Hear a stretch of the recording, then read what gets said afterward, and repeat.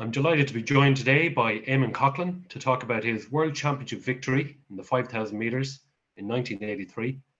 Eamonn, can you believe that it's been 40 years since that day in Helsinki? No, very hard to believe. All right, home. Time has just flown by, and I suppose it's a great honour that I'm still alive to be able to talk about the World Championships way back in 1983. All these 40 years on.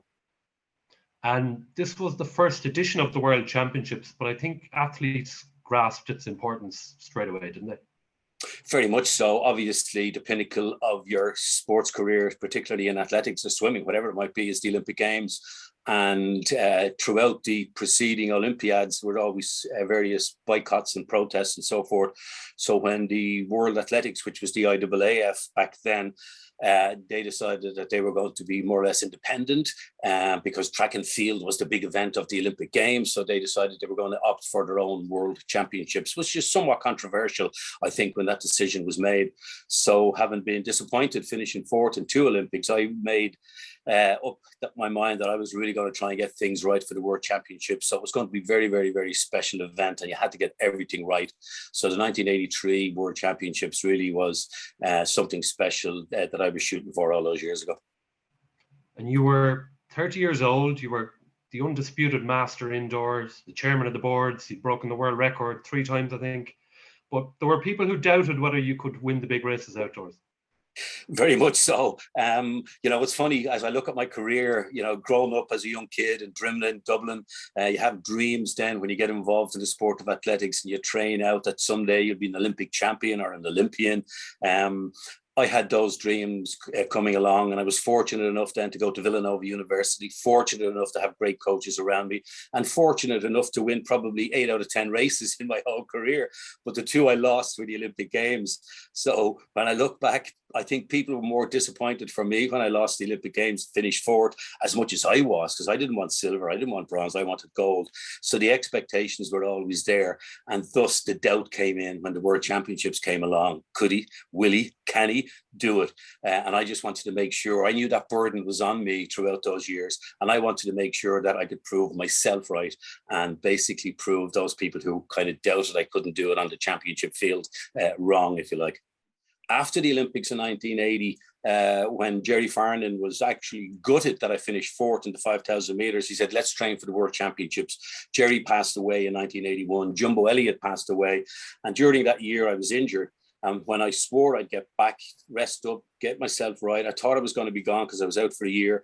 And when the indoor season started in 1983, my father came over to see me run in Madison Square Garden and go for the world record for the indoor mile. I wanted to try and break 350. He sadly passed away in his sleep. So when it came to the World Championships, I did break the world indoor mile record that year. When it came to the World Championships, it was really something special for me. I knew I was in good shape. I knew mentally I was really well prepared. And I just needed the mind and the body to really work in sync that day. And that was for those. That was in memory of the great people who coached me as I was a young kid. Of course, I think Dmitriev won your semi-final, who then you caught in the final, but you knew you could have caught him if you had to. I was pretty well really ready for the race. I just hung back. And it's funny, you made reference to people saying, oh, he can't do it in big championships times. After 5, 6, 7 laps, that came to my mind. I could hear the commentator saying, Coghlan can't do it anymore. Will Eamonn Coghlan be able to do it? He's holding back. Will he be able to get back up? But I really clearly remember just holding back right there, conserving my energy. And then with about 4 laps to go, I was in a pretty good position. I knew I'd be able to close in any moment, but I wasn't in a rush because I thought Thomas Wessinghage from West Germany would be the one to probably be the hardest one to beat. So I guess with about a lap and a half to go, Thomas wasn't making his move, coming off the home straight for the penultimate time. I said, okay, it's time for me to catch up with Dimitri. And I just gradually hauled him in.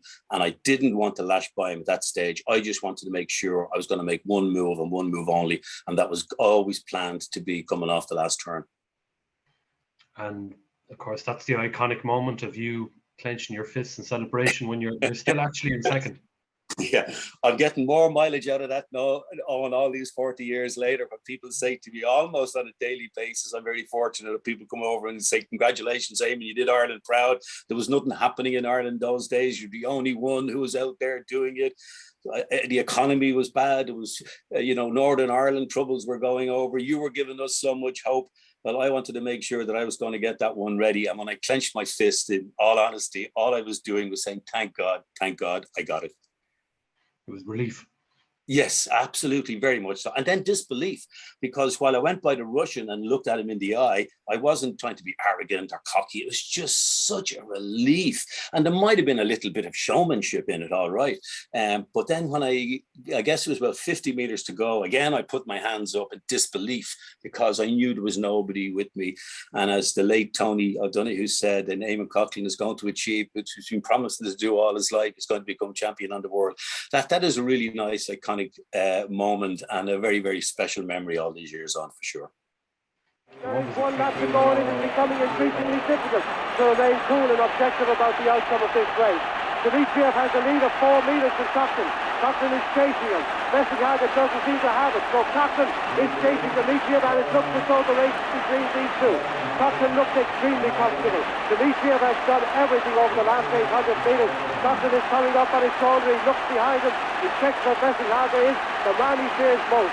He's on the shoulder of Dmitriev in the fine position as Marty Bainio launches the counter assault. So Coghlan and Dmitriev in the race is between the two. Dmitriev is holding the lead. Coghlan is waiting. Coghlan signals. He's going to go. He looks at him. He is supremely confident. Eamonn Coghlan is going to do what he has been testing to do all his life. He is going to win the World Championship as with total contempt he runs away from the entire field. As Coghlan is the world champion. A superb confidence run by a great athlete.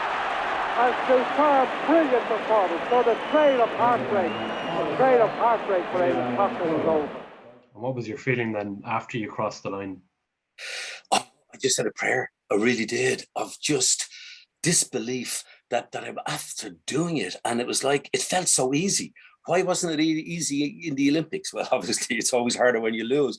But it was just that one moment of time, Eoin, when everything really came together, both physically, both mentally, tactically. And it was just such a tremendous relief to believe, wow, I am a world champion. It was just one of those special moments. What would be your clearest memory of the day? Would it be the podium or the race itself? Sometimes it's like a blur, despite the fact I can really remember every meter of the race.